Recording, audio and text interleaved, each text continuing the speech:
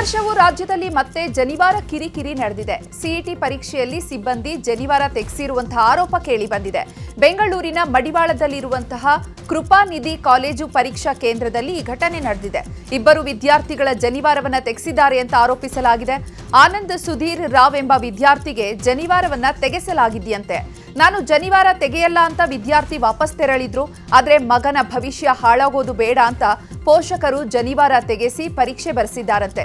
ಪೋಷಕರ ವಿರೋಧದ ಬೆನ್ನಲ್ಲೇ ಸ್ಥಳಕ್ಕೆ ಶಿಕ್ಷಣ ಇಲಾಖೆ ಅಧಿಕಾರಿಗಳು, ಸಿಇಟಿ ಸೆಲ್ ಅಧಿಕಾರಿಗಳು ಭೇಟಿ ನೀಡಿ ಘಟನೆ ಬಗ್ಗೆ ಮಾಹಿತಿ ಪಡೆದುಕೊಂಡಿದ್ದಾರೆ. ಇನ್ನು ಈ ಘಟನೆ ಬಗ್ಗೆ ಬ್ರಾಹ್ಮಣ ಸಂಘದ ಅಧ್ಯಕ್ಷ ರಘುನಾಥ್ ಪ್ರತಿಕ್ರಿಯೆ ನೀಡಿದ್ದು, ಕಳೆದ ವರ್ಷವೂ ಈ ರೀತಿ ಘಟನೆ ನಡೆದಿತ್ತು. ಈ ವರ್ಷವೂ ನಮ್ಮ ಸಮುದಾಯವನ್ನ ಅಪಮಾನಿಸಲಾಗಿದೆ. ಕೂಡಲೇ ಸರ್ಕಾರ ಕ್ರಮ ತೆಗೆದುಕೊಳ್ಳಬೇಕು ಅಂತ ಅಂದ್ರು. ಇವತ್ತು ನಾನು ಪೊಲೀಸ್ ಸ್ಟೇಷನಲ್ಲಿ ಒಂದು ಕಂಪ್ಲೇಂಟ್ ದರ್ಜೆ ಮಾಡಿದ್ದೀನಿ. ಈ ಥರ ಸಂದರ್ಭದಲ್ಲಿ ಕಾಲೇಜ್ ಅವರು ಇದು KCET ಗೈಡ್ಲೈನ್ಸಲ್ಲಿ ಎಲ್ಲೂ ಇಲ್ಲ. ಹಾಗಾದರೆ ನೀನು ಹೆಂಗೆ ಕಾಲೇಜ್ ಅವರು ಅದನ್ನು ಇಂಪ್ಲಿಮೆಂಟ್ ಮಾಡ್ತಾರೆ? ಯಾರ ಹತ್ರನೂ ನಮಗೆ ಅಲ್ಲಿ ಕಾಲೇಜ್ ಅವ್ರನ್ನ ಕೇಳಿದ್ರೆ ಯಾರು ಏನು ಹೇಳ್ತಿಲ್ಲ ನಮಗೆ. ಬಟ್ ಆಗಿದ್ದು ತುಂಬ ಅನ್ಫಾರ್ಚುನೇಟ್. ಈ ಥರ ಘಟನೆ ಆಗಿದ್ದು ತುಂಬ ನೋವಾಗುತ್ತೆ ನಮಗೆ. ಮಕ್ಕಳನ್ನ ಒಂದು ದಾರ, ಅದನ್ನು ದಾರ ಅಂತ ನೋಡಬಾರ್ದು. ನಾವು ಅವ್ರಿಗೆ ಜನಿವಾರ ಹಾಕಿ ಕಳಿಸಿದ್ದೀವಿ. ಅವ್ರು ಎಷ್ಟೋ ವರ್ಷದಿಂದ ಹಾಕೊಂಡಿರ್ತಾರೆ. ಅದು ತೆಗೆಯೋ ಸಂದರ್ಭ, ತೆಗೆಸೋ ಸಂದರ್ಭದೆಲ್ಲ ಬೇರೆ ಇರುತ್ತೆ. CET ಎಕ್ಸಾಮಿನೇಷನ್ ಅಥಾರಿಟಿಗೆ ಇಮೇಲ್ ಹಾಕಿದ್ದೀನಿ ನಿನ್ನೆ ಸಾಯಂಕಾಲನೇ. ಎಕ್ಸಾಮ್ ಬಂದರೆ ಅದೇ ಜನಿವಾರ ತೆಗೆದು ಒಳಗಡೆ ಹೋಗಬೇಕು, ಇಲ್ಲಾಂದರೆ ಬಿಡಲ್ಲ ಅಂತ ಹೇಳಿದ್ರಂತೆ. ಅದು ನಮಗೆ ನೋವಾಯಿತು. ಅವನಿಗೆ ಯಾಕೆ ಅಂತ ಆಮೇಲೆ ಕೇಳಿದ್ದಕ್ಕೆ ನಾವು ಇನ್ಸ್ಟ್ರಕ್ಷನ್ ಏನು ಕೊಟ್ಟಿರಲಿಲ್ಲ, ಆದರೂ ತೆಗೆದಿದ್ದಾರೆ. ಯಾಕೆ ತೆಗ್ಸೋಕ್ಕೆ ಹೇಳಿದ್ರು ಅಂತ ನಮ್ಗೆ ಇನ್ನೂ ಅರ್ಥ ಆಗಿಲ್ಲ. CET ಸೆಲ್ಲಿಂದ ಬೇರೆ ಕಾಲೇಜಲ್ಲಿ ಯಾವ ಸೆಂಟರಲ್ಲೂ ತೆಗೆದಿಲ್ಲ, ಇಲ್ಲಿ ಮಾತ್ರ ಆ ಥರ ಮಾಡಿದ್ದಾರೆ. ನಾವು ಒಳಗಡೆ ಕೇಳಿದ್ವಿ, ನಾವು ಯಾರೋ ಒಬ್ಬರು ಕ್ಲರ್ಕು ಲೇಡಿ ನಾನೇ ಮಾಡಿರೋದು ಅಂತ ಹೇಳಿದ್ರು. ಸಾರಿನೂ ಕೇಳಿದ್ರು. ಸಾರಿ ಕೇಳಿಬಿಟ್ರೆ ಆಗುತ್ತೆ ಸರ್, ಯಾಕೆ ಮಾಡಬೇಕಿತ್ತು? ಅವ್ರಿಗೆ ಯಾರಿಗೂ ಹೇಳಿಲ್ಲ ಅಂದಮೇಲೆ ಯಾಕೆ ಮಾಡಿದ್ರು? ಅವರು ಯಾರು ಹೇಳಿದ್ರೆ ಒಂದ ಮಾಡಿದ್ರು, ಅದು ಬೇಕು ನಮಗೆ. ಇಲ್ಲಿ CET ಎಕ್ಸಾಮ್ ಬರೀತಾ ಇದ್ದಾರೆ ಅಂತಂದರೆ 60 ನಿಮಿಷದಲ್ಲಿ 60 ಕ್ವಶನ್ ಬರೀಬೇಕು. ಅವ್ರು ಯಾವ ಲೆವೆಲಿಗೆ ಪ್ರಿಪೇರ್ ಆಗಿರ್ತಾರೆ, ಇಡೀ ವರ್ಷ ಹಗಲಲ್ಲ ರಾತ್ರಿ ಅಲ್ಲ, ರಾತ್ರಿ 12 ಗಂಟೆವರೆಗೆ ಕೂತ್ಕೊಂಡು ಓದ್ಕೊಂಡಿದ್ದಾರೆ. ರಾತ್ರಿ 12 ಗಂಟೆವರೆಗೆ ಅವ್ರ ಜೊತೆ ನಾವು ಕೂತಿದ್ದೀವಿ. 12 ಗಂಟೆ ರಾತ್ರಿವರೆಗೆ ಕೂತ್ಕೊಂಡು ಓದೋಕ್ಕೆ ಇಲ್ಲಿ ಬಂದು ಅವರಿಗೆ ಹೋಗುವಾಗ ಆ ಥರ ಮೆಂಟಲಿ ಡಿಸ್ಟರ್ಬ್ ಮಾಡಿದ್ರೆ ಅವ್ರಿಗೆ 1 ಮಾರ್ಕ್ಸ್ ಕಡಿಮೆ ಬಂತು ಅಂತಂದರೆ 200-300 ರ್ಯಾಂಕ್ ಡೌನ್ ಆಗುತ್ತೆ. ಸೊ ಇದಕ್ಕೆ ಜವಾಬ್ದಾರಿ ಯಾರು ಸರ್? ಅವ್ನು 200 ರ್ಯಾಂಕ್ ಡೌನ್ ಆಯಿತು ಅಂತಂದರೆ ಇವರು ಟಾಪ್ ಕಾಲೇಜಲ್ಲಿ ಅವರಿಗೆ ಸೀಟ್ ಕೊಡಿಸ್ತಾರೆ. ಇನ್ನು ಉನ್ನತ ಶಿಕ್ಷಣ ಸಚಿವ ಸುಧಾಕರ್ ಪ್ರತಿಕ್ರಿಯೆ ನೀಡಿದ್ದು, ಅಧಿಕಾರಿಗಳ ನಡೆಯನ್ನ ಸಮರ್ಥಿಸಿಕೊಂಡಿದ್ದಾರೆ. CET ಪರೀಕ್ಷೆ ಬರೆಯುವ ವಿದ್ಯಾರ್ಥಿಗಳಿಗೆ ಡ್ರೆಸ್ ಕೋಡ್ ನಿಯಮ ರೂಪಿಸಲಾಗಿದೆ. ಇದರಲ್ಲಿ ಜನಿವಾರ ತೆಗೆಸಬೇಡಿ ಅಂತ ಎಲ್ಲೂ ಹೇಳಿಲ್ಲ. ಸ್ಥಳೀಯವಾಗಿ ಡ್ರೆಸ್ ಕೋಡ್ ಕುರಿತು ಅಧಿಕಾರಿಗಳು ನಿರ್ಧಾರವನ್ನ ತೆಗೆದುಕೊಳ್ತಾರೆ. ಒಂದು ವೇಳೆ ಜನಿವಾರ ತೆಗೆಸಿದ್ರೆ ಅಂತ ಅಧಿಕಾರಿ ಸಿಬ್ಬಂದಿ ವಿರುದ್ಧ ಕ್ರಮ ಕೈಗೊಳ್ಳಲಾಗುವುದು ಅಂತ ಅಂದ್ರು. ಒಂದು ಪರೀಕ್ಷೆ ಅಥವಾ ಇನ್ನೊಂದು ವ್ಯವಸ್ಥೆಗಳು ಮಾಡುವಂಥ ಸಂದರ್ಭದಲ್ಲಿ ಸ್ವಲ್ಪ ಕೆಲವರಿಗೆ ಅದು ಏನು ಮನಸ್ಥಿತಿ ಅಂತ ನಾನು ಹೇಳಲಿಕ್ಕೆ ಸಾಧ್ಯ. ಅದು ವಿಕೃತ ಮನಸ್ಥಿತಿನೋ ಅಥವಾ ಉದ್ದೇಶಪೂರ್ವಕವಾಗಿ ಏನಾದರೂ ವ್ಯವಸ್ಥೆಗೆ ಕೆಟ್ಟ ಹೆಸರು ತರಬೇಕು ಅಂತನೋ, ಇಲ್ಲ ಯಾರಾದರೂ ಇಂಥವ್ರನ್ನು ಹುಟ್ಟಾಕಿಸಿ ಅದನ್ನು ಅವರು ದುರುಪಯೋಗ ಮಾಡ್ಕೊಳ್ತಕ್ಕಂಥದ್ದು, ಈ ಪ್ಲ್ಯಾಂಟ್ ಮಾಡ್ತಾರೆ ಕೆಲವ್ರನ್ನ, ಇವೆಲ್ಲ ಮಾಡುವಂಥದ್ದಿದೆ. ಆ ಥರ ಏನಾದರೂ ಆಗಿದ್ದರೆ ಖಂಡಿತ ಅವ್ರ ಮೇಲೆ ಭಾಳ ತೀವ್ರವಾದಂಥ ಕಾನೂನು ಚೌಕಟ್ಟಿನಲ್ಲಿ ಕ್ರಮ ತೆಗೆದುಕೊಳ್ಳಿ. ಪುತ್ತೂರಿನ ಬಿಜೆಪಿ ಮುಖಂಡ ಜಗನ್ನಿವಾಸ್ ರಾವ್ ಪುತ್ರ ಕೃಷ್ಣ ಜೆ ರಾವ್ ವಿರುದ್ಧದ ಪ್ರಕರಣದ ಮುಂದಿನ ಪ್ರಕ್ರಿಯೆಗಳಿಗೆ ಹೈಕೋರ್ಟ್ ತಡೆ ನೀಡಿದೆ. ಮದುವೆಯಾಗುವುದಾಗಿ ನಂಬಿಸಿ ಯುವತಿಯನ್ನು ಗರ್ಭವತಿ ಮಾಡಿರುವ ಆರೋಪ ಕೃಷ್ಣರಾವ್ ಮೇಲಿದೆ. ಸಂತ್ರಸ್ತೆ ಹಾಗೂ ಮಗು ಅಗತ್ಯತೆಗೆ ಪ್ರತಿ ತಿಂಗಳು 75,000 ಪಾವತಿಸಲು ಕೋರ್ಟ್ ಆದೇಶ ನೀಡಿದ್ದು, ಪ್ರಕರಣದ ಮುಂದಿನ ಪ್ರಕ್ರಿಯೆಗಳಿಗೆ ತಡೆ ನೀಡಿದೆ. 1 ವಾರದೊಳಗೆ 75,000 ಪಾವತಿಸಬೇಕು. ನಂತರ ಮುಂದಿನ ಆದೇಶದವರೆಗೂ ಸಂತ್ರಸ್ತೆಗೆ ಪ್ರತಿ ತಿಂಗಳು 75,000 ಪಾವತಿಸಬೇಕು ಅಂತ ಕೋರ್ಟ್ ಹೇಳಿದೆ. ಇದೇ ವೇಳೆ ಸಂತ್ರಸ್ತೆ ಹಾಗೂ ಸಂಬಂಧಿಕರು ಮಾಧ್ಯಮಗಳಿಗೆ ಹೇಳಿಕೆ ನೀಡದಂತೆ ಸೂಚನೆ ಕೊಡಲಾಗಿದೆ. SSLC ಫಲಿತಾಂಶದ ಹೆಸರಿನಲ್ಲಿ ರಾಜಕೀಯ ಜಟಾಪಟಿ ಜೋರಾಗಿದೆ. ಕಲಬುರಗಿ ಫಲಿತಾಂಶದ ಬಗ್ಗೆ ಕಾಂಗ್ರೆಸ್, ಬಿಜೆಪಿ, ಜೆಡಿಎಸ್ ಮಧ್ಯೆ ವಾಗ್ಯುದ್ಧವೇ ಜೋರಾಗಿದೆ. ಕಲಬುರಗಿ ಜಿಲ್ಲೆ ಹಿಂದುಳಿಯಲು ಖರ್ಗೆ ಕುಟುಂಬ ಕಾರಣ ಅಂತ ಜೆಡಿಎಸ್ ಪೋಸ್ಟ್ ಹಾಕಿತ್ತು. ಇದಕ್ಕೆ ಪ್ರಿಯಾಂಕ್ ಖರ್ಗೆ ಖಾರವಾಗಿ ಕೌಂಟರ್ ಕೊಟ್ಟಿದ್ದಾರೆ. ಅತ್ಯಾಚಾರ ಎಸಗಿದ್ದಕ್ಕಿಂತ 85% ಫಲಿತಾಂಶ ಗೌರವ ತಂದಿದೆ. ಅತ್ಯಾಚಾರದಲ್ಲಿ ನಿಮ್ಮ ಕುಟುಂಬವೇ ನಂಬರ್ 1 ಆಗಿದೆ. ಇದಕ್ಕಾಗಿ ನನ್ನ ಅಭಿನಂದನೆಗಳು ಅಂತ ಪೋಸ್ಟ್ ಹಾಕಿದ್ದಾರೆ. ಅಲ್ಲದೆ ಸಂಘದಿಂದ ಎರವಲು ಪಡೆದಂತಹ AI ಬೇಡ, ಒರಿಜಿನಲ್ ಇಂಟೆಲಿಜೆನ್ಸ್ ಬಳಸಿದ್ರೆ ಜೆಡಿಎಸ್ ಕೆಸರಲ್ಲಿ ಮುಳುಗಲ್ಲ ಅಂತ ಟಾಂಗ್ ಕೊಟ್ಟಿದ್ದಾರೆ. ಒಳ ಮೀಸಲಾತಿ ಕುರಿತು ಇವತ್ತು ವಿಶೇಷ ಸಚಿವ ಸಂಪುಟ ಸಭೆ ನಡೆಯಲಿದೆ. ಸಭೆಯ ಪೂರ್ವಭಾವಿಯಾಗಿ ಸಚಿವ ಡಾಕ್ಟರ್ ಮಹದೇವಪ್ಪ ನಿವಾಸದಲ್ಲಿ ಸಭೆ ನಡೆಯಿತು. ಮಹದೇವಪ್ಪ ನಿವಾಸಕ್ಕೆ ಎಡಗೈ ಬಲಗೈ ನಾಯಕರು ಆಗಮಿಸಿದರು. ಸಚಿವ KH ಮುನಿಯಪ್ಪ, ಮಾಜಿ ಸಂಸದ BN ಚಂದ್ರಪ್ಪ ಸೇರಿ ಹಲವರು ಈ ಸಭೆಯಲ್ಲಿ ಭಾಗಿಯಾಗಿದ್ದಾರೆ. ಇನ್ನು ಸಭೆಗೂ ಮುನ್ನ ಸಚಿವ ಮಹದೇವಪ್ಪ ನ್ಯೂಸ್ 18 ಜೊತೆ ಮಾತನಾಡಿದ್ದು, ಇವತ್ತು ಕ್ಯಾಬಿನೆಟ್ ಸಭೆ ಕರೆದಿದ್ದಾರೆ. ಅದಕ್ಕೂ ಮುನ್ನ ಎಡಗೈ ಬಲಗೈ ನಾಯಕರು ಸೇರಿ ಚರ್ಚೆ ಮಾಡ್ತೀವಿ. ಬಲಗೈನವರು ಪತ್ರ ಬರೆದು ಅವರ ಅಭಿಪ್ರಾಯ ಹೇಳಿದ್ದಾರೆ. ಎರಡೂ ಕೈಗಳು ಸೇರಿ ಒಂದಾಗಿ ಅಂತ ಅಂಬೇಡ್ಕರ್ ಕೈಯಾಗಿ ಅಂತ ಹೇಳೋಣ ಅಂತಂದ್ರು. ಇನ್ನು ಸಚಿವ ತಿಮ್ಮಾಪುರ್ ಮುನಿಯಪ್ಪ ಕೂಡ ಇದೇ ವಿಚಾರವಾಗಿ ಪ್ರತಿಕ್ರಿಯೆ ಕೊಟ್ಟಿದ್ದಾರೆ. ಇವತ್ತೇ ಕರೆದಿದ್ದಾರೆ ಮೀಟಿಂಗು, ಚರ್ಚೆ ಮಾಡ್ತೀವಿ. ಅದೇನು ಚರ್ಚೆ ಅಂತ ಏನು ಹೇಳಕ್ಕಾಗುತ್ತಾ? ನಮ್ಗೆ ಏನು ಅಂತಾನೆ ಗೊತ್ತಿಲ್ಲ. ಈಗ ಬಂದಿದ್ದಾರೆ ಎಲ್ಲ, ನಾವೆಲ್ಲ ಸಹೋದರರು ಮಾತಾಡ್ತೀವಿ. ಆಯ್ತು, ಬರೆದಿರಲಿ. ಅವ್ರ ಅಭಿಪ್ರಾಯ ಕೊಟ್ಟಿದ್ದಾರೆ. ನಾವು ಎರಡೂ ಕೈಗಳು ಸೇರಿ ಅಂಬೇಡ್ಕರ್ ಕೈಯಾಗಿ ಅಂತ ಹೇಳ್ಬೇಕು. ಕೊಟ್ಟಿರೋದು ಗೊತ್ತಿಲ್ಲ. ಅದೇ ಕ್ಯಾಬಿನೆಟ್ಲಿ ಕರೆದಿದ್ದಾರೆ. ಅಲ್ಲಿ ನೋಡೋಣ ಏನು ಕೊಟ್ಟಿದ್ದಾರೆ ಏನು ಗೊತ್ತಿಲ್ಲ. ನಿಜವಾದ ಗಂಭೀರವಾದಿದ್ದಾರೆ. ಇನ್ನೂ ಸೇರ್ತೀವಿ, ಮಾತಾಡ್ತೀವಿ. ತೀರ್ಮಾನಕ್ಕೆ ಬರುತ್ತೆ. ಎಲ್ಲರನ್ನೂ ವಿಶ್ವಾಸಕ್ಕೆ ಇಟ್ಕೊಂಡು ಆ ಕೆಲಸ ಮಾಡ್ತಾರೆ. ಮಾತಾಡೋಣ, ಎಲ್ಲರನ್ನೂ ಒಪ್ಪಿಗೆ ತಗೊಂಡೇ ಮಾಡಬೇಕಲ್ಲ. ಎಲ್ಲರೂ ಒಪ್ಪಿಗೆಯಿಂದ ಮಾತ್ರ ಇದಾಗೋದು ಸಾಧ್ಯ ಇದೆ. ಎಲ್ಲರೂ ಮಾತಾಡ್ತಾ ಇದ್ದೀವಿ, ಸರಿ ಆಗುತ್ತೆ. ಸಂಪುಟ ಸಭೆಗೂ ಮುನ್ನ ಇವತ್ತು ಸಭೆ ಸೇರಿದ್ರ ಏನು ಸರ್, ಏನು ವಿಶೇಷ? ಮಾತಾಡ್ಬೇಕಲ್ಲ, ಹಿರಿಯರು ಅದಾರೆ, ಅವ್ರ ಜೊತೆ ನಾವು ಮಾತಾಡಬೇಕು. ಸೋಷಿಯಲ್ ವೆಲ್ಫೇರ್ ಮಂತ್ರಿ ಅದಾರೆ, ಅವ್ರು ಕನ್ಸರ್ನ್ ಮಂತ್ರಿ ಅದಾರೆ, ಅವ್ರ ಜೊತೆ ನಾವು ಮಾತಾಡಲಿಲ್ಲ ಅಂದರೆ ಎಲ್ಲರೂ ಕೂಡ ಮಾತಾಡಬೇಕು. ಎಲ್ಲ ಸಮಾಜಕ್ಕೆ ನಾವು ಕೊಡಬೇಕಲ್ಲ, ನಾಟ್ ಓನ್ಲಿ ಎಡಗೈ, ಎಲ್ಲರಿಗೂ ಕೊಡಬೇಕು. ಯಾರಿಗೂ ಅನ್ಯಾಯ ಆಗದಿರೋ ಸಂವಾದ ಹಂಚ್ಕೊಳ್ಳೋ ರೀತಿ ಮಾಡ್ಕೊಳ್ಳೋಣ. ಕ್ಯಾಬಿನೆಟ್ಟಲ್ಲಿ ಡಿಸ್ಕಸ್ ಮಾಡೋಣ. ಕ್ಯಾಬಿನೆಟ್ ಎಲ್ಲರೂ ಇರ್ತಾರೆ, ಒಟ್ಟಿಗೆ ಸೇರಿ ಒಂದು ಕನ್ಸೆನ್ಸಸ್ ಮಾಡಿಕೊಂಡು ನಾವು ಇದನ್ನು ತೀರ್ಮಾನ ಮಾಡೋಣ ಅಂತ ಒಂದು ಅಭಿಪ್ರಾಯಕ್ಕೆ ಬಂದಿದ್ದೀವಿ. ಒಳ ಮೀಸಲಾತಿ ಕೇವಲ ಒಬ್ಬರೇ ತೀರ್ಮಾನ ಮಾಡೋಕ್ಕಾಗಲ್ಲ, ಇಡೀ ಕ್ಯಾಬಿನೆಟ್ ತೀರ್ಮಾನ ಮಾಡಬೇಕು. ಮುಖ್ಯಮಂತ್ರಿಗಳು ಉಪಮುಖ್ಯಮಂತ್ರಿಗಳು ಎಲ್ಲ ಇರ್ತಾರೆ, ಎಲ್ಲರೂ ಒಟ್ಟಿಗೆ ಸೇರಿ ತೀರ್ಮಾನ ಮಾಡಬೇಕು ಅಂತ ಇಷ್ಟನ್ನು ಚರ್ಚೆ ಮಾಡ್ತೀವಿ. ಚರ್ಚೆ ಮಾಡುವಾಗ ABC ಏನಿದೆ ಅವರೆಲ್ಲರೂ ಕೂಡ ಸಮವಾಗಿ ಹಂಚ್ಕೊಳ್ಳೋಣ ಅಂತ. ಇನ್ನು ಕ್ಯಾಬಿನೆಟ್ ಸಭೆಯ ಸಮಯ ಬದಲಾವಣೆ ಮಾಡಲಾಗಿದೆ. 1 ಗಂಟೆಗಳ ಕಾಲ ಸಂಪುಟ ಸಭೆ ಮುಂದೂಡಿಕೆ ಮಾಡಲಾಗಿದೆ. ಮಧ್ಯಾಹ್ನ 3 ಗಂಟೆಗೆ ಸಭೆ ನಡೆಯಲಿದೆ. ಒಳ ಮೀಸಲಾತಿ ಜಾರಿಗೆ ಬಲಗೈ ಸಮುದಾಯಗಳ ತೀವ್ರ ವಿರೋಧ ವ್ಯಕ್ತವಾಗಿದೆ. ಡಾಕ್ಟರ್ ನಾಗಮೋಹನ್ ದಾಸ್ ವರದಿಯನ್ನ ತಿರಸ್ಕರಿಸುವಂತೆ ಆಗ್ರಹ ಕೇಳಿಬಂದಿದೆ. ಒಳ ಮೀಸಲಾತಿ ವರ್ಗೀಕರಣ ತೀರ್ಮಾನ ಕೈಬಿಡಿ, ವಿಶೇಷ ಸಚಿವ ಸಂಪುಟ ಸಭೆ ಮರು ಪರಿಶೀಲಿಸಬೇಕು ಅಂತ ಬಲಗೈ ಸಮುದಾಯದ ಒಕ್ಕೂಟದ ಅಧ್ಯಕ್ಷರಾಗಿರುವಂತಹ ಜ್ಞಾನಪ್ರಕಾಶ ಸ್ವಾಮೀಜಿ ಹೇಳಿಕೆ ನೀಡಿದ್ದಾರೆ.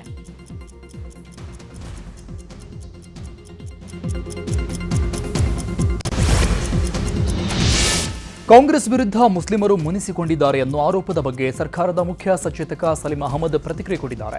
ಹಾವೇರಿಯಲ್ಲಿ ಮಾತನಾಡಿದ ಅವರು, ಯಾರೂ ಮುನಿಸಿಕೊಂಡಿಲ್ಲ, ಎಲ್ಲವೂ ಸರಿಯಾಗಿದೆ. 2 ಕ್ಷೇತ್ರದ ಉಪಚುನಾವಣೆಯಲ್ಲೂ ಗೆಲುವು ನಮ್ಮದೇ. ಯಾರೂ ಪಕ್ಷದ ವಿರುದ್ಧ ಮಾತನಾಡಿಲ್ಲ. ಕೆಲವು ವಿಚಾರ ಗಮನಕ್ಕೆ ತಂದಿದ್ದಾರೆ. ಏನ್ ತೀರ್ಮಾನ ಮಾಡಬೇಕೋ ಹೈಕಮಾಂಡ್ ಮಾಡುತ್ತೆ. ಅಲ್ಪಸಂಖ್ಯಾತರಲ್ಲೂ ಯಾವುದೇ ಬಣವಿಲ್ಲ. ಇರೋದು ಒಂದೇ ಬಣ, ಅದು ಕಾಂಗ್ರೆಸ್ ಬಣ.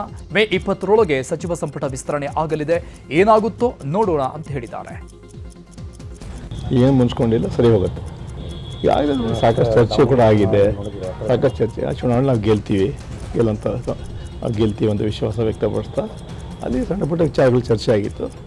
ಚರ್ಚೆ ಮಾಡಿದ್ದಾರೆ. ಹೈಕಮಾಂಡ್ ಏನು ತೀರ್ಮಾನ ಮಾಡಬೇಕು ಮಾಡ್ತಾರೆ. ಯಾರು ಪಕ್ಷದ ವಿರುದ್ಧ ಅಲ್ಲ, ಕೆಲವು ವಿಚಾರಗಳನ್ನು ಅವ್ರ ಗಮನಕ್ಕೆ ತಂದಿದ್ದಾರೆ. ವರಿಷ್ಠರ ಬಗ್ಗೆ ಚರ್ಚೆ ಮಾಡ್ತಾರೆ. ಅದೇನು ಹೇಳಬೇಕು, ಯಾಕಂದರೆ ಕೆಲವು ತಪ್ಪು ಮಾಹಿತಿಗಳು ಅವ್ರಿಗೆ ಕೊಟ್ಟಿದ್ರು, ಅದನ್ನು ಸರಿ ಮಾಡ್ತೀವಿ. ಅದು AICC ತೀರ್ಮಾನ ತಗೊಳುತ್ತೆ. ಯಾವುದೂ ಬಣ ಇಲ್ಲ, ಇರೋದೊಂದೇ ಕಾಂಗ್ರೆಸ್ ಬಣ. 20ನೇ ತಾರೀಕು ಒಳಗಡೆ ಸಚಿವ ಸಂಪುಟ ವಿಸ್ತರಣೆ ಆಗೋ ಸಾಧ್ಯತೆ ಇದೆ. ಅಂತಿಮವಾಗಿ ಹೈಕಮಾಂಡ್ ಮತ್ತು CM ಮತ್ತು DCM ತೀರ್ಮಾನ ಮಾಡ್ತಾರೆ. ಡಿಸಿಎಂ ಡಿಕೆ ಶಿವಕುಮಾರ್ ದೆಹಲಿ ಪ್ರವಾಸದಲ್ಲಿದ್ದಾರೆ. ಕ್ಯಾಬಿನೆಟ್ ಚರ್ಚೆಯ ಬೆನ್ನಲ್ಲೇ ಡಿಸಿಎಂ ದೆಹಲಿಗೆ ತೆರಳಿರುವುದು ಚರ್ಚೆಗೆ ಗ್ರಾಸವಾಗಿದೆ. ಈ ಮಧ್ಯೆ ನಾನು ದೆಹಲಿಯ ಗಾಳಿ ಕುಡಿಯಲು ಬಂದಿಲ್ಲ ಅಂತ ಮಾರ್ಮಿಕವಾಗಿ ಹೇಳಿದ್ದಾರೆ. ಇದು ಡಿಸಿಎಂ ಡಿಕೆಶಿ ಕೇಂದ್ರ ಸಚಿವ ರಾಜನಾಥ್ ಸಿಂಗ್ ಭೇಟಿಗೆ ತೆರಳಿದ್ದಾರೆ. ಮಹತ್ವದ ವಿಚಾರಗಳ ಬಗ್ಗೆ ಉಭಯ ನಾಯಕರು ಚರ್ಚೆ ನಡೆಸಲಿದ್ದಾರೆ. ಬೆಂಗಳೂರು ದಕ್ಷಿಣ ಜಿಲ್ಲೆಯಲ್ಲಿ ಕಾಡಾನೆಗಳ ದಾಳಿಯಿಂದ ಅನ್ನದಾತರು ಕಂಗಾಲಾಗಿದ್ದಾರೆ. ಕಾಡಾನೆ ದಾಳಿ ತಡೆಗೆ ಸರ್ಕಾರ ಕ್ರಮ ತೆಗೆದುಕೊಳ್ಳಬೇಕು ಅಂತ ರೈತರು ಪ್ರತಿಭಟನೆ ಮಾಡಿದ್ದಾರೆ. ಚನ್ನಪಟ್ಟಣದ ಬಿಬಿಹಳ್ಳಿ ಬಳಿ ಪ್ರತಿಭಟನೆ ನಡೆಯಿತು. ಪ್ರತಿಭಟನೆಯಲ್ಲಿ 100 ಜನ ರೈತರು ಭಾಗಿಯಾಗಿದ್ದಾರೆ. ಇನ್ನು ರೈತರ ಪ್ರತಿಭಟನೆಗೆ ಜೆಡಿಎಸ್ ಮುಖಂಡ ನಿಖಿಲ್ ಕುಮಾರಸ್ವಾಮಿ ಸಾಥ್ ಕೊಟ್ಟಿದ್ದಾರೆ. ಪ್ರತಿಭಟನಾ ಸ್ಥಳಕ್ಕೆ ಭೇಟಿ ನೀಡಿ ರೈತರೊಂದಿಗೆ ನಾವಿದ್ದೇವೆ ಅಂತ ಹೇಳಿದ್ರು. ಇದೇ ವೇಳೆ ಮಾತನಾಡಿದ ಅವರು, ರಾಜ್ಯ ಸರ್ಕಾರ ಗ್ಯಾರಂಟಿ ಕೊಡ್ತಿದೆ, ಆದರೆ ರೈತರ ಬದುಕಿಗೆ ಗ್ಯಾರಂಟಿ ಇಲ್ಲ ಅಂತ ಕಿಡಿಕಾರಿದ್ದಾರೆ. ಆದ್ರೆ ಯಾರಿಗೋಸ್ಕರ ಮಾಡ್ತಾ ಇದಾರೆ ಇವತ್ತು ರೈತರು? ಯಾರಿಗೋಸ್ಕರ ಬೀದಿಗಿಳಿದವ್ರೆ? ಈ ಕೊನೆಗೆ ಸರ್ಕಾರ ಗ್ಯಾರಂಟಿ ಅಂತ ದೊಡ್ಡ ಜಾಹೀರಾತುಗಳು ಪುಟಗಟ್ಟಲೆ ಕೊಡ್ತಕ್ಕಂಥದ್ದನ್ನ ಬಿಟ್ಟು ರೈತನ ಒಂದು ಬದುಕಿನ ಗ್ಯಾರಂಟಿ ಬಗ್ಗೆ ಇವತ್ತೇನಾದ್ರೂ ಕೂತು ಚರ್ಚೆ ಮಾಡ್ತಾ ಇದ್ದೀವ? ನಾವು ಪಕ್ಷಾತೀತವಾಗಿ ಹೇಳ್ತಾ ಇದ್ದೇನೆ, ಎಲ್ಲ ರಾಜಕೀಯ ಪಕ್ಷದ ನಾಯಕರುಗಳಿಗೆ ಹೇಳ್ತಾ ಇದ್ದೇನೆ, ಎಲ್ರಿಗೂ ಸೇರಿ ಹೇಳ್ತಾ ಇದ್ದೇನೆ. ಇನ್ನು ರೈತರಿಗೆ ಸಮಸ್ಯೆ ಬಗೆಹರಿಸುವುದಾಗಿ ಕೇಂದ್ರ ಸಚಿವ ಎಚ್ ಡಿ ಕುಮಾರಸ್ವಾಮಿ ಭರವಸೆ ಕೊಟ್ಟರು. ದೂರವಾಣಿ ಕರೆ ಮೂಲಕ ರೈತರಿಗೆ ಸಮಸ್ಯೆ ಬಗೆಹರಿಸುವುದಾಗಿ ಆಶ್ವಾಸನೆ ಕೊಟ್ಟಿದ್ದಾರೆ. ಮೇ ತಿಂಗಳಲ್ಲಿ ಕೇಂದ್ರ ಅರಣ್ಯ ಸಚಿವ ಭೂಪೇಂದ್ರ ಯಾದವ್ರನ್ನ ಕರೆತಂದು ಸಮಸ್ಯೆ ಬಗೆಹರಿಸುವುದಾಗಿ ಹೇಳಿದ್ದಾರೆ. ಇನ್ನು ಕುಮಾರಸ್ವಾಮಿ ಭರವಸೆ ಹಿನ್ನೆಲೆಯಲ್ಲಿ ರೈತರು ಪ್ರತಿಭಟನೆಯನ್ನ ಕೈಬಿಟ್ಟಿದ್ದಾರೆ.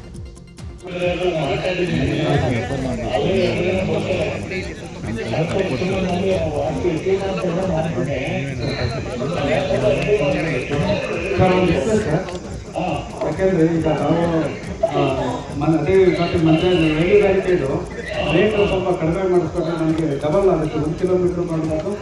ಇದು ಮ್ಯಾಕ್ಸಿಮಮ್ಮು ಕಾಸ್ಟ್ ಹೋಗ್ತಾ ಇರೋದು ರೈಲ್ವೆ ಪರ್ಚೇಸಿಂಗ್ ಇದೆ. 70% ಆಫ್ ಏನು ನಾವು ಸಾಗುವಳಿ ಮಾಡ್ತೀವಿ ಅದೇ ಹೋಗುತ್ತೆ ಸರ್. ಉಳಿದ ಸಾಮಾನಿಗೆ ಅದಕ್ಕೆ ಅದನ್ನು ಕನ್ಸೆಷನ್ ಮಾಡಿದ್ರೆ ನಮಗೇನಾಗುತ್ತೆ 1 ಕಿಲೋಮೀಟ್ರ್ ಆಗೋದು 2 ಕಿಲೋಮೀಟ್ರ್ ಆಗುತ್ತೆ, ಮತ್ತು ದೊರೆಯುತ್ತೆ ಆಗುತ್ತೆ ಸರ್. ಒಂದು ಸರ್. ಎರಡನೇ ಸರ್, ಈ ಕಾಂಬೋ ಫಂಡ್ ಅಂತ ಬರ್ತದೆ ಸರ್. ಎಲ್ಲ ಕಡೆಯಲ್ಲೂ ಕಲೆಕ್ಟ್ ಮಾಡಿ ಯಾವುದನ್ನ FCಗಳಲ್ಲಿ ಬಂದಿರೋದು ಅಮೌಂಟ್ನ ಅಲ್ಲಿ ಡೆಪಾಸಿಟ್ ಮಾಡ್ತಾರೆ ಸರ್. ಅದನ್ನೇನಾಗಿದೆ ಸರ್, ಓನ್ಲಿ ಅರಣ್ಯೀಕರಣಕ್ಕೋಸ್ಕರ ಅಮೌಂಟ್ ಕೊಡ್ತಾರೆ ಸರ್, ಬರಲ್ಲ ಅಂತಾರೆ ಸರ್. ಅದರಿಂದ ಅದನ್ನು ಸ್ವಲ್ಪ ಚೇಂಜ್ ಮಾಡಿದ್ರೆ ನಮ್ಮ ಫಂಡ್ ಸ್ವಲ್ಪ ಹೋಗುತ್ತೆ ಸರ್. ರಿಲ್ಯಾಕ್ಸ್ ಮಾಡಿ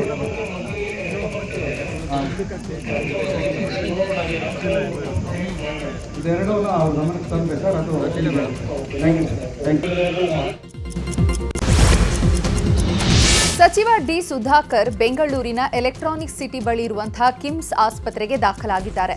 ಲಂಗ್ಸ್ ಟ್ರಾನ್ಸ್ಪ್ಲಾಂಟ್ ಮಾಡಲು ಸಿದ್ಧತೆ ನಡೆದಿದೆ. ಐಸಿಯುನಲ್ಲಿ ಚಿಕಿತ್ಸೆ ನೀಡಲಾಗ್ತಾ ಇದ್ದು ಚಿಕಿತ್ಸೆಗೆ ಸ್ಪಂದಿಸುತ್ತಿದ್ದಾರೆ. ಸುಧಾಕರ್ ಆರೋಗ್ಯ ಸದ್ಯ ಸ್ಥಿರವಾಗಿದೆ ಅಂತ ಆಸ್ಪತ್ರೆಯ ಹೆಲ್ತ್ ಬುಲೆಟಿನ್ ಬಿಡುಗಡೆ ಮಾಡಲಾಗಿದೆ. ಈ ಮಧ್ಯೆ ಸುಧಾಕರ್ ಆರೋಗ್ಯ ಸ್ಥಿತಿ ಸುಧಾರಿಸಲಿ ಅಂತ ಅವರ ಅಭಿಮಾನಿಗಳು ವಿಶೇಷ ಪೂಜೆ ಕೈಗೊಂಡಿದ್ದಾರೆ. ಚಿತ್ರದುರ್ಗದ ಹಲವು ಕಡೆಗಳಲ್ಲಿ ಸುಧಾಕರ್ ಅಭಿಮಾನಿಗಳು ವಿಶೇಷ ಪ್ರಾರ್ಥನೆ ಮಾಡಿದ್ದಾರೆ. ರೈತ ಮುಖಂಡರು, ಮುಸ್ಲಿಂ ಮುಖಂಡರು ಸೇರಿದಂತೆ ಹಲವರು ಪ್ರಾರ್ಥನೆ ಮಾಡ್ತಾ ಇದ್ದು ಸುಧಾಕರ್ ಆರೋಗ್ಯ ಸುಧಾರಿಸಲಿ ಅಂತ ಪ್ರಾರ್ಥಿಸುತ್ತಿದ್ದಾರೆ. ಸಚಿವ ಡಿ ಸುಧಾಕರ್ ಆರೋಗ್ಯದ ಬಗ್ಗೆ ಚಳ್ಳಕೆರೆ ಶಾಸಕ ರಘುಮೂರ್ತಿ ಪ್ರತಿಕ್ರಿಯೆ ಕೊಟ್ಟಿದ್ದಾರೆ. ಮಾರ್ಚ್ 27ರಂದು ಅವರಿಗೆ ಮೊಣಕಾಲಿನ ಚಿಕಿತ್ಸೆ ನಡೆಯಿತು. 31ನೇ ತಾರೀಕು ಅವರು ಆಸ್ಪತ್ರೆಯಿಂದ ಡಿಸ್ಚಾರ್ಜ್ ಆಗಿದ್ರು. ಬಳಿಕ ಶ್ವಾಸಕೋಶದ ಸೋಂಕು ಕಾಣಿಸಿಕೊಂಡಿತ್ತು. ಅಂದಿನಿಂದ ಮಣಿಪಾಲ್ ಆಸ್ಪತ್ರೆಯಲ್ಲಿ ಅಡ್ಮಿಟ್ ಆಗಿದ್ರು. ಈಗ ಅವರನ್ನ ಕಿಮ್ಸ್ಗೆ ದಾಖಲು ಮಾಡಲಾಗಿದೆ. ಸದ್ಯ ಅವರಿಗೆ ಟ್ರೀಟ್ಮೆಂಟ್ ನಡೀತಾ ಇದೆ. ನಾನು ಕೂಡ 2-3 ದಿನಗಳಿಗೊಮ್ಮೆ ಆಸ್ಪತ್ರೆಗೆ ಹೋಗ್ತಾ ಇದ್ದೇನೆ. ಸಿಎಂ ಡಿಸಿಎಂ ಕೂಡ ಭೇಟಿ ನೀಡಿ ಆರೋಗ್ಯ ವಿಚಾರಿಸಿದ್ದಾರೆ ಅಂತ ತಿಳಿಸಿದ್ದಾರೆ. ಅವರಿಗೆ ಒಂದು ಸ್ವಲ್ಪ ಟ್ರೀಟ್ಮೆಂಟ್ ನಡೀತಾ ಇದೆ. ಇನ್ನು ಅದು ಅಬ್ಸರ್ವೇಷನಲ್ಲಿ ಟ್ರೀಟ್ಮೆಂಟಲ್ಲಿ ಇದ್ದಾರೆ. ಟ್ರೀಟ್ಮೆಂಟ್ ಇದೆ. ಲಂಗ್ಸನ್ನು ಅವ್ರಿಗೆ ರಿಕವರಿ ಆಗುತ್ತೆ ಅನ್ನೋ ಒಂದು ನಿರೀಕ್ಷೆಯಲ್ಲಿ ಇದ್ದಾರೆ. ಈಗ ಸದ್ಯ ಪರಿಸ್ಥಿತಿಯಲ್ಲಿ ನನಗೆ ಗೊತ್ತಿರೋ ಪ್ರಕಾರ ಅವರು ಸರಿಯಾದ ರೀತಿಯಲ್ಲಿ ಸ್ಪಂದಿಸ್ತಾ ಇದ್ದಾರೆ ಅಂತ ಹೇಳ್ಬಿಟ್ಟು ಇಷ್ಟು ಮಾಹಿತಿ ನನಗೆ ಗೊತ್ತು. ಅವರಿಗೆ ಒಂದು ಸ್ವಲ್ಪ ಟ್ರೀಟ್ಮೆಂಟ್ ನಡೀತಾ ಇದೆ. ಇನ್ನು ಅದು ಅಬ್ಸರ್ವೇಷನಲ್ಲಿ ಟ್ರೀಟ್ಮೆಂಟಲ್ಲಿ ಇದ್ದಾರೆ. ಇನ್ನು ಶಾಸಕ ವೀರೇಂದ್ರ ಪಪ್ಪಿ ಮಾತನಾಡಿ, ನಿನ್ನೆಗಿಂತ ಇಂದು ಆರೋಗ್ಯ ಸುಧಾರಿಸಿದೆ ಎಂಬ ಮಾಹಿತಿ ಇದೆ. ನಿತ್ಯ ಅವರ ಕುಟುಂಬಸ್ಥರ ಜೊತೆ ಮಾತನಾಡ್ತಾ ಇದ್ದೇನೆ. ಶ್ವಾಸಕೋಶದ ಸೋಂಕು ಹೇಗಾಯಿತು ಎಂಬ ಮಾಹಿತಿ ಇಲ್ಲ. ಒಬ್ಬೊಬ್ಬರು ಒಂದೊಂದು ಮಾಹಿತಿ ಹೇಳ್ತಾ ಇದ್ದಾರೆ. ಅವರ ಕುಟುಂಬದ ಜೊತೆ ನಿರಂತರ ಸಂಪರ್ಕದಲ್ಲಿದ್ದೇನೆ ಅಂತ ಹೇಳಿದ್ದಾರೆ. ಆರೋಗ್ಯ ಬಹಳ ಉತ್ತಮವಾಗಿದೆ. ಚಿಕಿತ್ಸೆಗೆ ಸ್ಪಂದಿಸ್ತಾ ಇದ್ದಾರೆ ಅಂತ ಇವತ್ತು ಬೆಳಿಗ್ಗೆನೂ ಕೂಡ ನಾನು 10 ಗಂಟೆಗೆ ಬರ್ತಾ ನಾನು ದೂರವಾಣಿ ಮುಖಾಂತರ ಕೇಳಿದಾಗ ನೆನ್ನೆಗಿಂತ ಇವತ್ತು ಇನ್ನೂ ಹೆಚ್ಚಿನದಾಗಿ ಚಿಕಿತ್ಸೆಗೆ ಸ್ಪಂದಿಸ್ತಾ ಇದ್ದಾರೆ ಅನ್ನುವಂಥ ಮಾಹಿತಿ ನನಗೆ. ಇದು ಲಂಗ್ಸ್ ಇನ್ಫೆಕ್ಷನ್ನು ಯಾವುದರಿಂದ ಆಗಿದೆ ಅನ್ನುವಂಥ ಖಚಿತವಾದ ಮಾಹಿತಿ ನನಗಿಲ್ಲ. ನಾನು ಅವರ ಕುಟುಂಬದೊಂದಿಗೆ ನಿರಂತರವಾಗಿ ಸಂಪರ್ಕದಲ್ಲಿದ್ದೀನಿ. ಪಾರ್ಕ್ನಲ್ಲಿ ಅಪರಿಚಿತ ವ್ಯಕ್ತಿಯ ಶವ ಪತ್ತೆಯಾಗಿರುವಂತಹ ಘಟನೆ ಬೆಂಗಳೂರಿನ ಗಂಗಮ್ಮನಗುಡಿಯ ಶಿವರಾಮ್ ಕಾರಂತ ಬಡಾವಣೆಯಲ್ಲಿ ನಡೆದಿದೆ. 2 ದಿನಗಳ ಹಿಂದೆ ಕೊಲೆ ಮಾಡಿ ಚೀಲದಲ್ಲಿ ಮೃತದೇಹವನ್ನ ಕಟ್ಟಿ ದುಷ್ಕರ್ಮಿಗಳು ಬಿಸಾಡಿರುವಂತಹ ಶಂಕೆ ಇದೆ. ಸದ್ಯ ಬೆಳಿಗ್ಗೆ ವಾಕಿಂಗ್ ಬಂದವರು ಮೃತದೇಹವನ್ನ ಗಮನಿಸಿ ಪೊಲೀಸರಿಗೆ ಮಾಹಿತಿ ನೀಡಿದ್ದಾರೆ. ಸ್ಥಳಕ್ಕೆ ಗಂಗಮ್ಮನಗುಡಿ ಪೊಲೀಸರು ಮತ್ತು ಸೋಕೋ ಟೀಂ ಭೇಟಿ ನೀಡಿ ಪರಿಶೀಲನೆ ನಡೆಸಿದೆ. ಇನ್ನು ಘಟನೆಗೆ ಸಂಬಂಧಪಟ್ಟಂತೆ ವಾಯುವ್ಯ ವಿಭಾಗದ ಡಿಸಿಪಿ ನಾಗೇಶ್ ಮಾಹಿತಿಯನ್ನು ನೀಡಿದ್ದು 2-3 ದಿನಗಳಿಂದ ಮೃತದೇಹ ಇತ್ತು ಎನ್ನಲಾಗಿದೆ. ಬೆಳಿಗ್ಗೆ ವಾಕಿಂಗ್ ಬಂದವರು ನೋಡಿ ಹೇಳಿದ್ದಾರೆ. ನಾಯಿ ಕೂಡ ಮೃತದೇಹವನ್ನ ಎಳೆದಾಡ್ತಾ ಇತ್ತಂತೆ. ಸಾವಿಗೆ ನಿಖರ ಘಟನೆ ಗೊತ್ತಿಲ್ಲ. ಸೋಕೋ ತಂಡದವರು ಪರಿಶೀಲನೆ ಮಾಡ್ತಿದ್ದಾರೆ. ಗಾಯದ ಗುರುತುಗಳನ್ನು ಪರಿಶೀಲನೆ ಮಾಡ್ತಿದ್ದೇವೆ.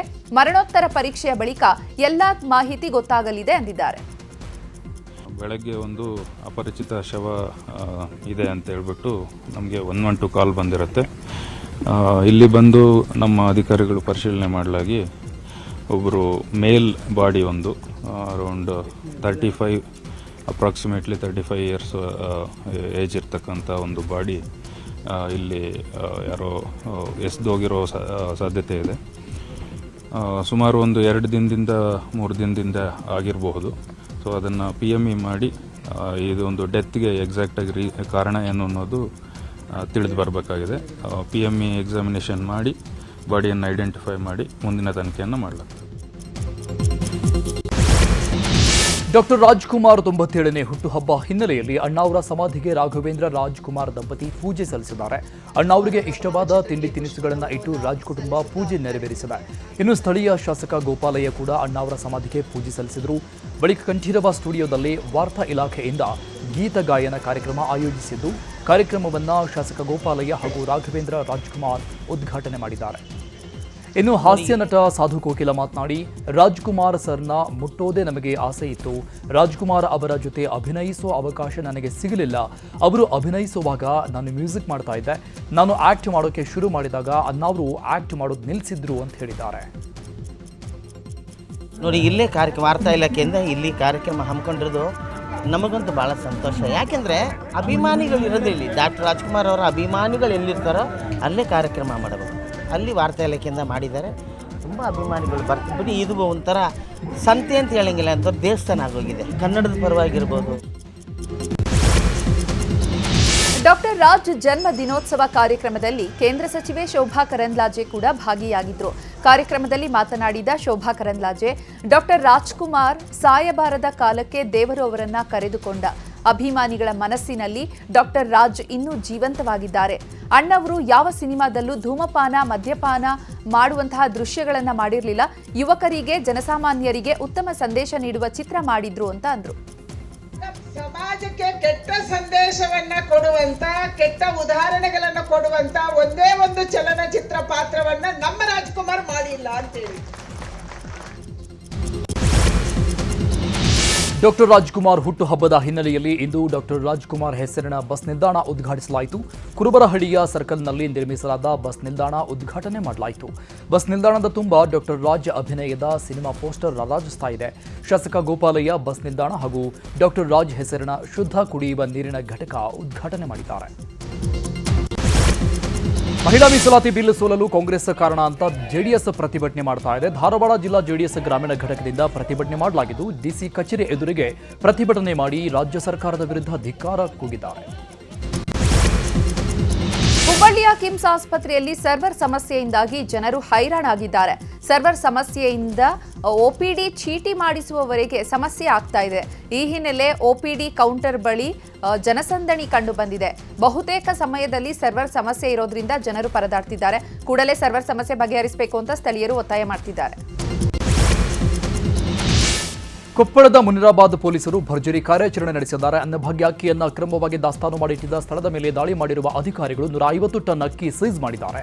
ಕೂಕನಪಳ್ಳಿ ಸಮೀಪದ ಜಮೀನಲ್ಲಿ ಅಕ್ಕಿ ದಾಸ್ತಾನು ಮಾಡಲಾಗಿತ್ತು. ಈ ಬಗ್ಗೆ ಖಚಿತ ಮಾಹಿತಿ ಸಿಕ್ಕ ಹಿನ್ನೆಲೆಯಲ್ಲಿ ಪೊಲೀಸರು ಹಾಗೂ ಆಹಾರ ಇಲಾಖೆ ಅಧಿಕಾರಿಗಳು ಜಂಟಿಯಾಗಿ ದಾಳಿ ಮಾಡಿದ್ದಾರೆ. ಬೆಂಗಳೂರಿನ ಸರ್ವಜ್ಞ ನಗರ ಮತ್ತು ನಾಗವಾರದಲ್ಲಿ ಕಲುಷಿತ ನೀರು ಸರಬರಾಜಾಗ್ತಾ ಇದೆ ಅಂತ ನಿನ್ನೆಯಷ್ಟೇ ನ್ಯೂಸ್ 18 ವರದಿ ಬಿತ್ತರಿಸಿತ್ತು. ನ್ಯೂಸ್ 18 ವರದಿ ಬೆನ್ನಲ್ಲೇ BWSSP ಎಚ್ಚೆತ್ತುಕೊಂಡಿದೆ. ಜಲಮಂಡಳಿ ಅಧ್ಯಕ್ಷ ರಾಮ್ ಪ್ರಸಾದ್ ಮನೋಹರ್ ಪ್ರತಿಕ್ರಿಯೆ ನೀಡಿದ್ದು, ನ್ಯೂಸ್ 18 ವರದಿಯ ಮೂಲಕ ನನ್ನ ಗಮನಕ್ಕೆ ಬಂದಿದೆ. ಎಲ್ಲೆಲ್ಲಿ ಕಲುಷಿತ ನೀರು ಸರಬರಾಜಾಗ್ತಿತ್ತೋ ಅಲ್ಲಿ ಸಮಸ್ಯೆ ಬಗೆಹರಿಸಲಾಗಿದೆ. ಈ ಬಾರಿ ಬೇಸಿಗೆ ಬೆಂಗಳೂರಿಗೆ ನೀರಿನ ಅಭಾವ ಇಲ್ಲ. ಅಂತರ್ಜಲ ಕಡಿಮೆ ಆಗುತ್ತಿರುವಂತಹ ಈ ಹೊತ್ತಿನಲ್ಲಿ ಬೋರ್ವೆಲ್ ಬಳಸುತ್ತಿರುವವರು ಕಾವೇರಿ ಕನೆಕ್ಷನ್ಗೆ ಅರ್ಜಿ ಹಾಕಿದ್ರೆ ಕೂಡಲೇ ಕನೆಕ್ಷನ್ ಕೊಡಲಾಗುವುದು ಅಂತ ಹೇಳಿದರು. ಈ ರೀತಿ ಜನರ ಸಮಸ್ಯೆಯನ್ನು ನಮ್ಮ ಗಮನಕ್ಕೆ ತಂದಿರುವಂತಹ ನ್ಯೂಸ್ 18 ಚಾನೆಲ್ ಅವರಿಗೆ ನಾನು ಅಭಿನಂದಿಸ್ತೀನಿ. ಈಗೇನು ಸರ್ವಜ್ಞ ನಗರ ಕಾನ್ಸ್ಟಿಟ್ಯೂನ್ಸಿನಲ್ಲಿ ಕೆಲವೊಂದು ಕಡೆ ಎಲ್ಲಿ ಕೊಳಚೆ ಪ್ರದೇಶಗಳಿದೆ ಅಲ್ಲಿ ಏನಾಗುತ್ತೆ, ಕೆಲವೊಂದು ಇಲಿಗಲ್ ಕನೆಕ್ಷನ್ಸ್ಗಳು ತಗೊಳ್ಳುವಾಗ ಅದು ಬೋರ್ ಹೊಡೆಯುತ್ತದೆ. ಆ ಬೋರ್ ಹೊಡೆಯುವಾಗ ಪಕ್ಕದಲ್ಲಿರುವಂತಹ ಡ್ರೈನಿಂದ ನೀರು ಕೊಳಚೆ ಆಗ್ತಾಯಿದೆ. ಇದನ್ನು ಗುರುತು ಮಾಡೋದಕ್ಕೆ ನಾವು ರೋಬೋಟಿಕ್ಸನ್ನು ಬಳಕೆ ಮಾಡಿದ್ದೇವೆ. ಹಾಗಾಗಿ ಈಗ ಪ್ರಾಬ್ಲಮನ್ನು ಸಾರ್ಟ್ಔಟ್ ಮಾಡಿದ್ದೇವೆ. ಈಗ ಪ್ರಾಬ್ಲಮ್ ಸಾಲ್ವ್ ಆಗಿ ಒಳ್ಳೆ ನೀರನ್ನು ಕೊಡ್ತಾ ಇದ್ದೀವಿ. ಸೊ ಹಾಗಾಗಿ ನಿಮ್ಮಿಂದ ಇಂಪ್ಯಾಕ್ಟ್ ಆಗಿದೆ. ಬಿರು ಬಿಸಿಲಿನ ಎಫೆಕ್ಟ್ ಕೃಷ್ಣ ಮೃಗಗಳಿಗೂ ತಟ್ಟಿದೆ. ಕೃಷ್ಣ ಮೃಗಗಳಿಗೆ ಕುಡಿಯುವ ನೀರಿಗೆ ಹಾಹಾಕಾರ ಎದುರಾಗಿದೆ. ಕಡೂರು ತಾಲೂಕಿನ ಬಾಸೂರು ಕಾವಲಲ್ಲಿ ಇರುವಂತಹ ಕೃಷ್ಣ ಮೃಗ ಸಂರಕ್ಷಿತ ಪ್ರದೇಶದಲ್ಲಿ ಕೃಷ್ಣ ಮೃಗಗಳಿಗೆ ಕುಡಿಯುವ ನೀರಿಗೆ ಸಮಸ್ಯೆ ಉಂಟಾಗಿದೆ. ಕೃಷ್ಣ ಮೃಗಗಳಿಗೆ ಸಮಸ್ಯೆ ಆಗದಂತೆ ಅರಣ್ಯ ಇಲಾಖೆ ಸಿಬ್ಬಂದಿ ಮುಂಜಾಗ್ರತಾ ಕ್ರಮ ವಹಿಸಿದ್ದು, ನೀರಿನ ಕಟ್ಟೆಗಳಿಗೆ ಟ್ಯಾಂಕರ್ ಮೂಲಕ ನೀರು ತುಂಬಿಸ್ತಾ ಇದ್ದಾರೆ. ವೇಗ ವೇಗವಾಗಿ ಬಂದ ಕಾರು ನಿಯಂತ್ರಣ ತಪ್ಪಿ ಪಲ್ಟಿಯಾಗಿರುವಂತಹ ಘಟನೆ ಚಿಕ್ಕಬಳ್ಳಾಪುರ ತಾಲೂಕಿನ ಕಣಿವೆ ನಾರಾಯಣಪುರ ಗ್ರಾಮದಲ್ಲಿ ನಡೆದಿದೆ. ಮೊಳೆಕೋಟೆ ಗ್ರಾಮದಲ್ಲಿ ಚಿಕ್ಕಬಳ್ಳಾಪುರಕ್ಕೆ ಬರುವಾಗ ಅಪಘಾತ ಸಂಭವಿಸಿದೆ. ಕಾರಿನಲ್ಲಿದ್ದವರಿಗೆ ಸಣ್ಣಪುಟ್ಟ ಗಾಯಗಳಾಗಿದ್ದು ಸ್ಥಳಕ್ಕೆ ನಂದಿಗಿರಿಧಾಮ ಠಾಣೆ ಪೊಲೀಸರು ಭೇಟಿ ನೀಡಿ ಪರಿಶೀಲನೆ ನಡೆಸಿದ್ದಾರೆ.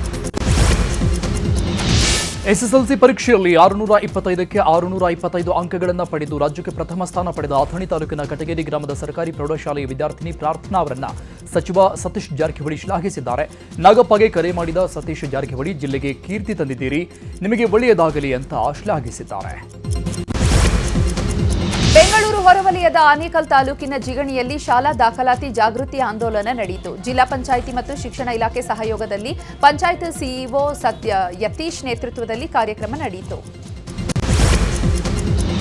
ಪಶ್ಚಿಮ ಬಂಗಾಳದ ದುಂದುಮ್ನಲ್ಲಿ ಪ್ರಧಾನಿ ನರೇಂದ್ರ ಮೋದಿ ಚುನಾವಣಾ ಪ್ರಚಾರ ರ್ಯಾಲಿಯಲ್ಲಿ ಭಾಗಿಯಾಗಿದ್ದಾರೆ. ರ್ಯಾಲಿಯಲ್ಲಿ ಮಾತನಾಡಿದ ಮೋದಿ ಟಿಎಂಸಿ ಹಾಗೂ ಮಮತಾ ಬ್ಯಾನರ್ಜಿ ವಿರುದ್ಧ ಆಕ್ರೋಶ ವ್ಯಕ್ತಪಡಿಸಿದ್ದಾರೆ.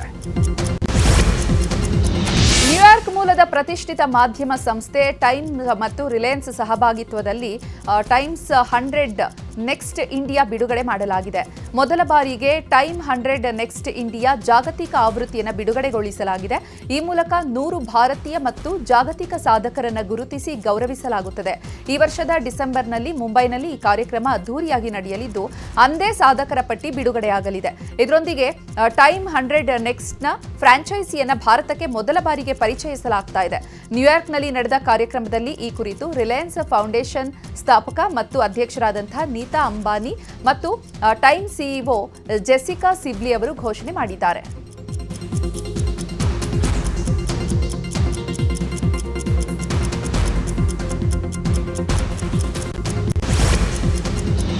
ಇದಿಷ್ಟು ಇದುವರೆಗಿನ ಪ್ರಮುಖ ಸುದ್ದಿ. ನೋಡ್ತಾ ಇರಿ ನ್ಯೂಸ್ 18, ಜಾಲ ನಮ್ಮದು, ಬಲ ನಿಮ್ಮದು.